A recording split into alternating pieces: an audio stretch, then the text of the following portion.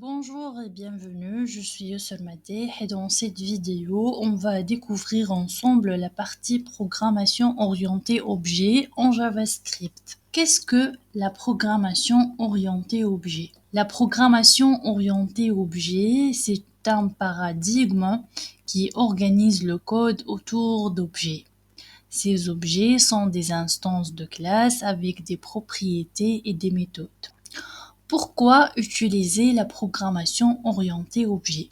La programmation orientée objet nous apporte des avantages considérables, comme la réutilisation du code grâce à l'héritage, la modularité, ce qui facilite la maintenance, et un code plus clair et mieux structuré. La différence entre la programmation orientée objet et d'autres paradigmes, par exemple la programmation procédurale, organise le code en fonctions qui manipulent des données globales utilisées pour des tâches séquentielles bien définies. La programmation procédurale est simple à comprendre et efficace pour les petits programmes ou scripts. La programmation fonctionnelle se base sur des fonctions pures et des données immuables, utilisées dans le développement côté client moderne.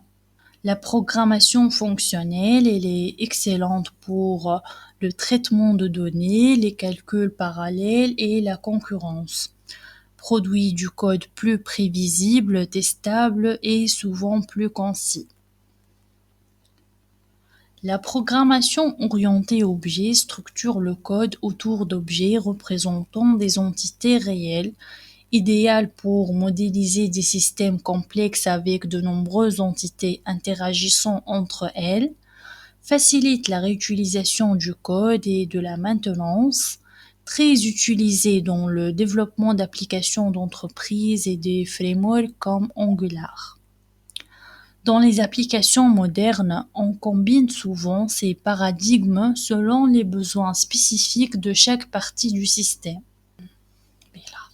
Un objet regroupe des données comme la marque d'une voiture et des actions comme démarrer. Une classe est un modèle pour créer ces objets.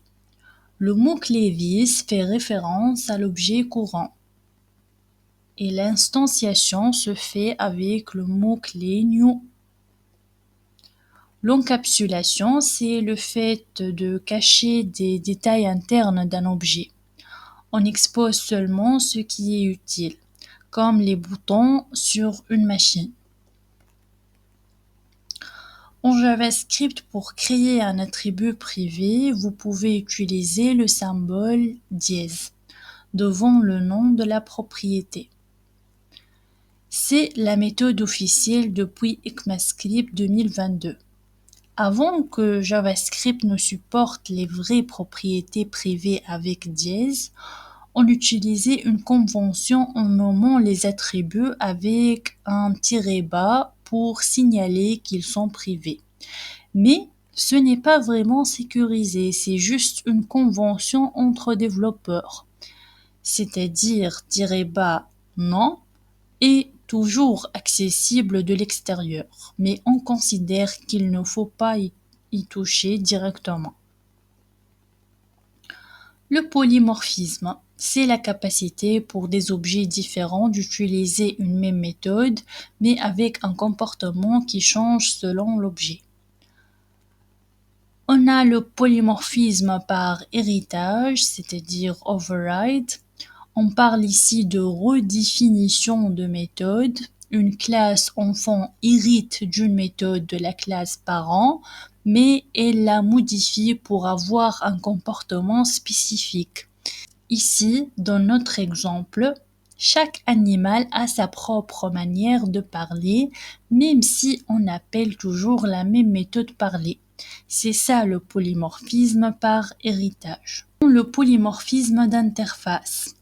JavaScript n'a pas de système d'interface comme Java ou C#, mais il fonctionne avec ce qu'on appelle le polymorphisme d'interface.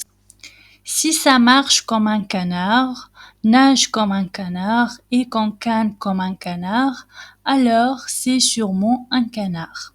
Cela signifie si deux objets ont la même méthode, on peut les utiliser de la même façon, même s'ils n'ont aucun lien de parenté.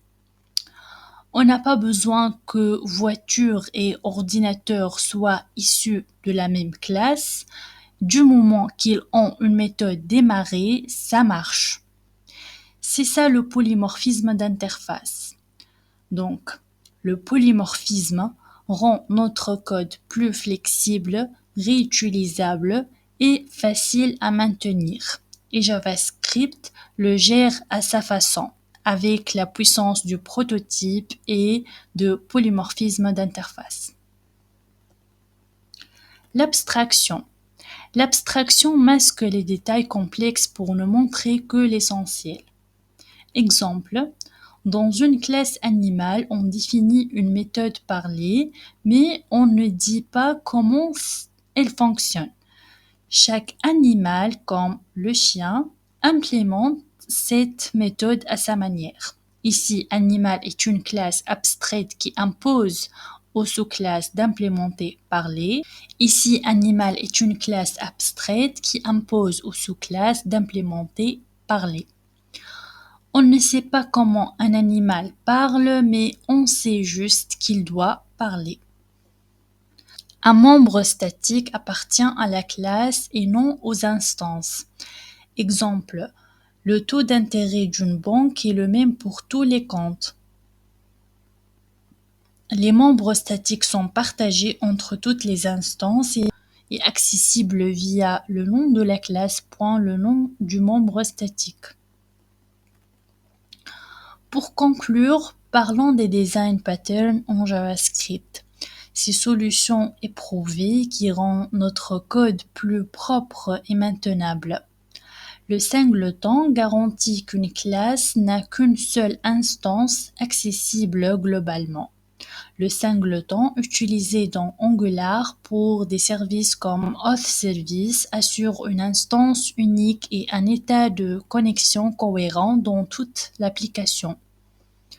Le factory pattern nous permet de créer des objets sans se soucier de leur type exact.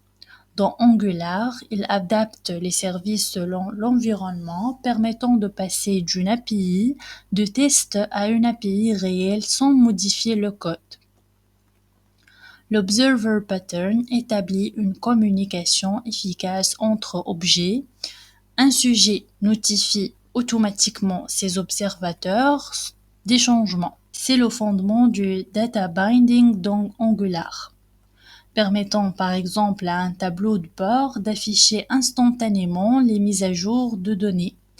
Ces patterns sont essentiels dans les applications JavaScript modernes, nous aident à structurer notre code et à construire des solutions robustes et évolutives. Donc, pour conclure, nous avons exploré les bases fondamentales du JavaScript à travers sa syntaxe, ses fonctions, le prototypage et la programmation orientée objet. Donc, ces connaissances vous ouvrent maintenant la voie vers des domaines passionnants.